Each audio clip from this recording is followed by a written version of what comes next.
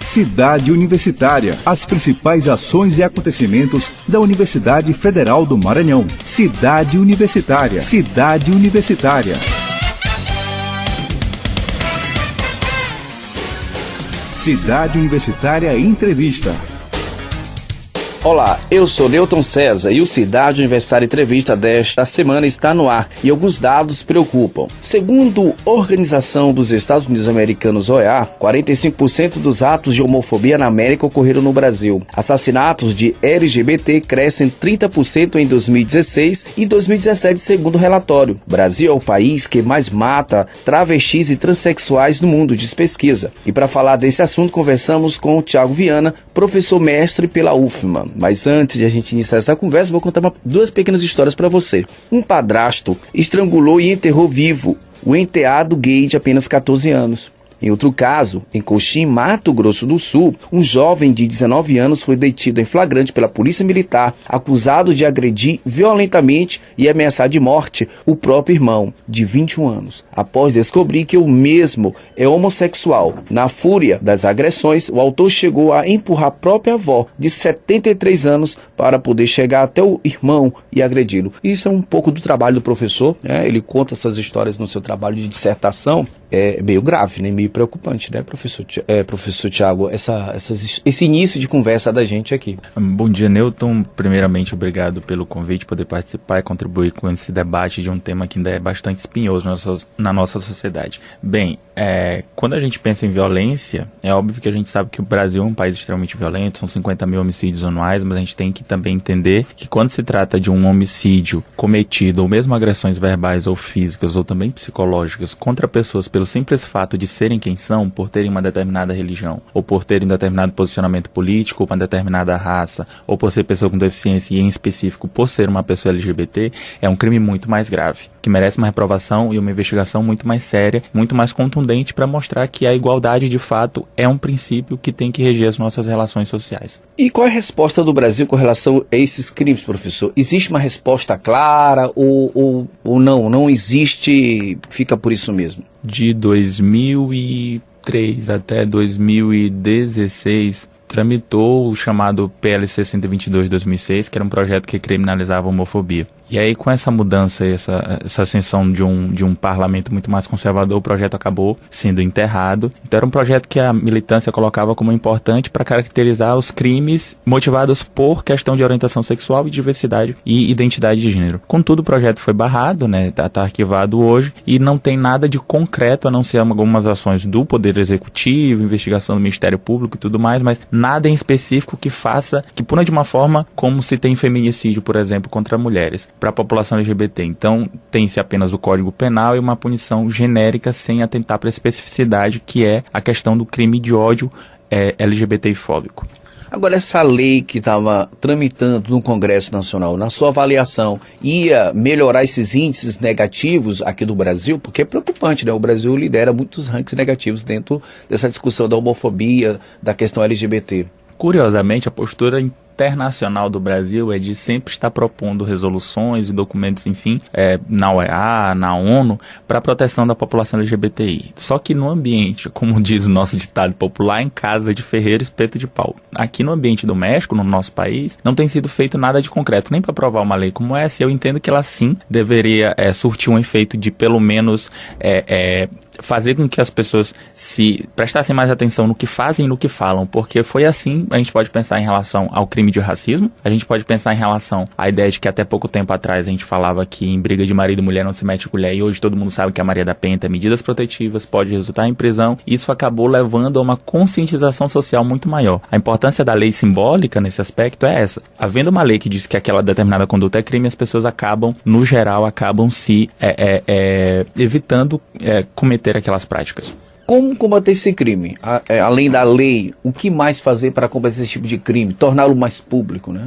Tanto violência doméstica quanto qualquer outro crime que traz discriminação de uma determinada característica da pessoa, o primeiro passo e mais importante é a educação. A gente educar para que, não que as pessoas tolerem umas às outras, mas sim que as pessoas respeitem umas às outras, independentemente de qualquer coisa. Isso tem que começar bem desde cedo na escola. Estudos de gênero, estudos sobre a respeito à diversidade sexual e de gênero tem que começar dentro da escola. Não é que tenha que se concordar ou aceitar ou se impor qualquer coisa do tipo, como fala uma tal de ideologia de gênero, um termo sem sentido, sem significado algum, mas sim fazer com que nossas crianças possam respeitar as pessoas independentemente de qualquer coisa. Isso elas têm que aprender bem cedo. Porque ninguém nasce racista, ninguém nasce LGBT-fóbico, se aprende a ser, então se pode desaprender. Um outro ponto que eu entendo importante é a formação dos operadores do direito, sobretudo, tanto durante o curso de direito, quanto eles, enquanto profissionais, terem algum tipo de formação profissional nesse sentido, que só assim eles vão poder dar decisões atentos e sensíveis às peculiaridades que esses tipos de processo têm. O Cidade Universitária Entrevista desta semana conversa com o professor Thiago Viana, mestre pela Universidade Federal do Maranhão, e estamos falando sobre a questão da homofobia, a questão LGBT, né, que são dados preocupantes que a gente falou no início da reportagem. Para lembrar,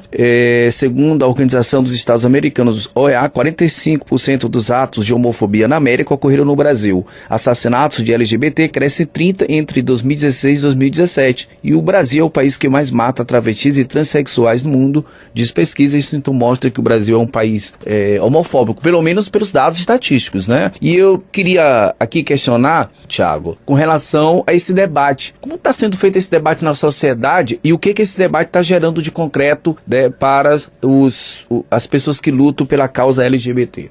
Então, na hora que aparece um casal gay ou aparece um gay que sofreu homofobia, como teve há algum tempo em uma novela da Globo, e também teve o casal Félix e esqueci o nome do companheiro dele na época, que teve o beijo e tudo mais, o primeiro beijo gay numa novela e tudo mais, a gente pode pensar que esse tipo de representação acaba, com algumas críticas que a gente possa fazer, mas acaba levando a uma aceitação maior de que é aquilo que é esse beijo entre duas pessoas do mesmo sexo, algo normal. Ponto. Algo normal e que precisa ser respeitado enquanto manifestação de afeto, assim como héteros podem fazê-lo. E na mesma medida. Somos os mesmos direitos e deveres, nem mais nem menos. E isso a gente entende que leva à conscientização, leva as pessoas a entenderem que precisam respeitar e que não podem agredir, não podem xingar, não podem fazer piada, e menos ainda, e as últimas consequências, que é agredir a pessoa até a morte. Tiago, com relação aos dados que eu falei aqui no início da reportagem, como diminuir esses dados? Tem alguma fórmula?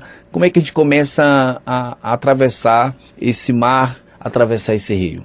Bem, eu falei anteriormente em relação à educação e formação, sobretudo, dos operadores de direito, em especial juízes. Por que em especial juízes?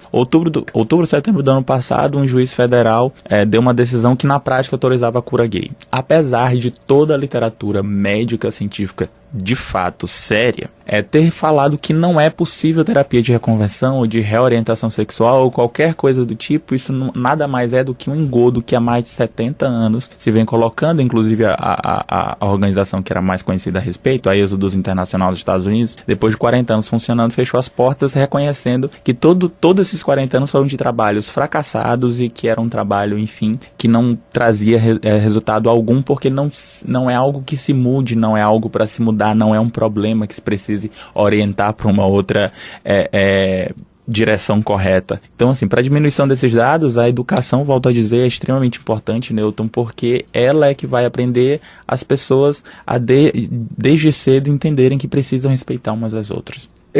Tiago, tem uma coisa algo que me chamou muita atenção, que é com relação a como a mídia trata os casos de homofobia, de violência, né? A gente percebeu que nos últimos anos a violência doméstica, né, com relação às mulheres, crianças e adolescentes, até negros, tem tido uma proporção de debate muito maior na mídia, na grande mídia. E com relação a casos homofóbicos de violência, não tem sido tratado da mesma forma pela mídia. Por que será que esse tratamento ainda não chegou no nível dos outros? Isso remete à própria questão do preconceito e da discriminação. E a gente for pensar, embora mostre mais hoje essas notícias, não é que aumentaram necessariamente os casos, mas sim que se deu maior visibilidade a eles.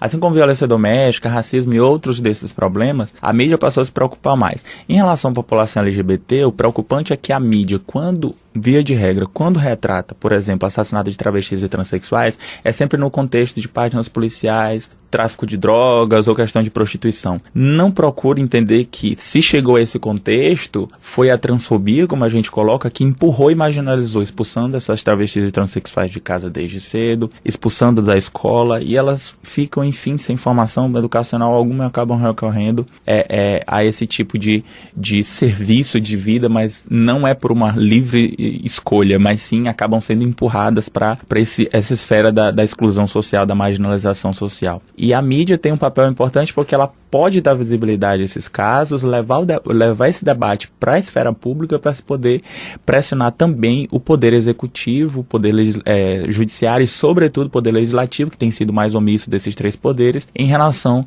aos direitos fundamentais da população LGBT. Legal, estamos chegando aqui ao final do nosso Cidade Universitária Entrevista. Eu queria fazer um último questionamento, que é como a Corte Interamericana tem tratado esse tema e que tipo de cobrança é feita ao Brasil. Você falou aqui durante a reportagem, né, que o Brasil propõe várias resoluções, mas a questão é interna. Então, como é que a Corte tem dialogado com o Brasil, né, e como é que essa cobrança tem sido feita, né?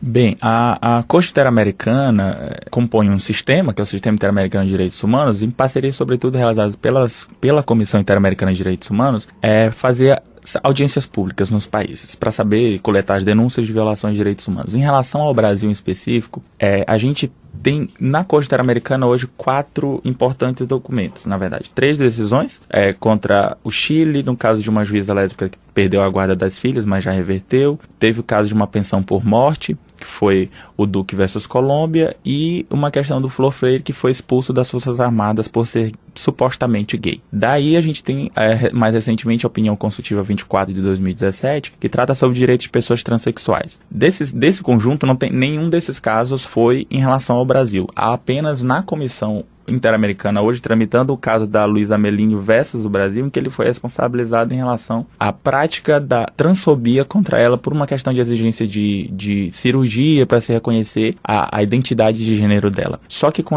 uma decisão do STF agora recente, da DIN 4275, de umas 2 semanas atrás, o STF reconheceu em relação às pessoas trans que não é preciso para reconhecer a identidade de gênero feminino ou masculina dessas pessoas, nem cirurgia, nem laudo e menos ainda ação judicial, basta ir diretamente ao cartório. Mas isso só vai ser possível depois que o CNJ regulamentar a questão. Tiago, foi muito boa a nossa conversa e desde já te agradeço pela oportunidade de estar aqui no nosso estúdio do programa Cidade Universitária Entrevista para tratar desse tema da questão LGBT e da homofobia que ainda é grande no Brasil. Esperamos que possa avançar o debate e coisas mais concretas possam haver. Eu que agradeço, Newton. Muito obrigado pelo convite. Então, conversamos com o Tiago Viana, professor mestre pela Universidade Federal do Maranhão, com produção de Adriana Menezes, edição de áudio Anderson Rodrigues, coordenação geral de Marcos Belfort. O Cidade Universitária fica por aqui. Tenha uma boa semana e até o próximo programa. Até lá, a gente se vê.